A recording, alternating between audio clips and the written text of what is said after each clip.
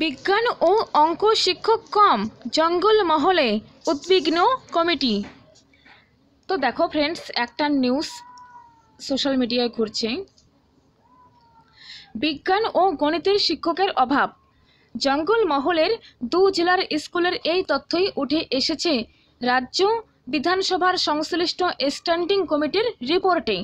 ওকে, পড়ে দেখি কি ব্যাপার।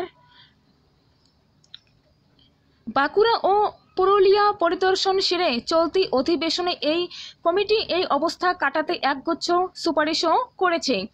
জঙ্গলমহলের 2 জেলার স্কুল শিক্ষার অবস্থা দেখে ওই কমিটি রিপোর্ট জমা দিয়েছে। কমিটির পর্যবেক্ষণে যা ধরা পড়েছে তা ভালো নয়। রাজ্যের পিছিয়ে পড়া অংশ হিসেবে চিহ্নিত ওই 2 জেলার রিপোর্টে প্রাথমিক থেকে উচ্চ প্রাথমিক পর্যন্ত স্কুলের প্রায় সব স্তরেই শিক্ষক শিক্ষিকার অভাব স্পষ্ট। কমিটি দেখেছে বিজ্ঞান পড়তে আগ্রহ থাকলেও বিভাগীয় শিক্ষক না থাকায় পড়ুয়ারা সেই সুযোগ পাচ্ছে না। রিপোর্টে লেখা রয়েছে, শিক্ষকের অপ্রতুলতার কারণে বিজ্ঞান পড়তে পড়ুয়াদের অন্য স্কুলে যেতে হচ্ছে। মাধ্যমিক উত্তীর্ণ মেধাবী ছাত্রছাত্রীকে নিজের স্কুল ছেড়ে যেতে হচ্ছে। এই শূন্যপদ অবিলম্বে পূরণ করার সুপারিশ করেছে কমিটি। গুরুত্বপূর্ণ এই লাইনটি একটা ইম্পর্ট্যান্ট লাইন। তাড়াতাড়ি দ্রুত গতিতে যখনই অবিলম্বে শূন্যপদ নিয়োগ করার সুপারিশ করবে তখনই তো টিচার নিয়োগের কথাটা তো এসে যাবে, তাই না? নেক্সট দেখি, গত কয়েক বছরে দুর্নীতি এবং সেই সূত্রে উদ্ভূত আইনি পরিস্থিতির কারণে শিক্ষক নিয়োগের বিষয়টি জটিল হয়ে গিয়েছে। তো দেখো, এখানে মেন কথাগুলোই বলা হচ্ছে। এই অবস্থায় শিক্ষকের অভাব নিয়ে কমিটি বাড়তি উদ্বিগ্ন। আনুপাতিক হার অনেক জায়গায়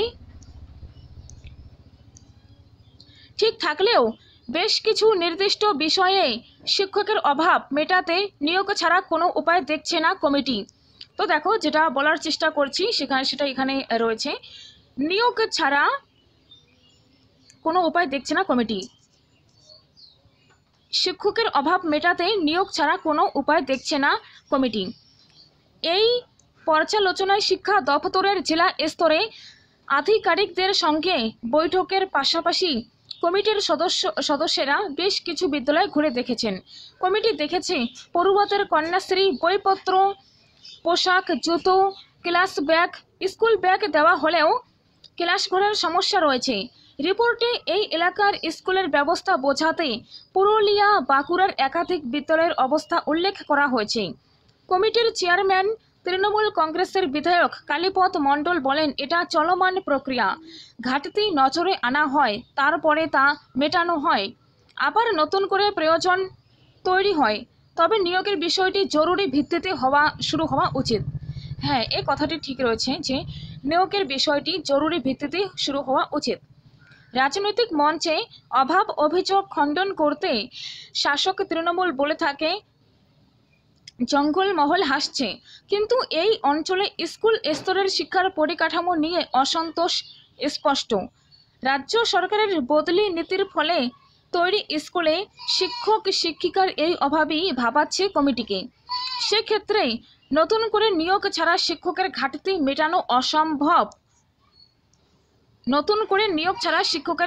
মেটানো অসম্ভব।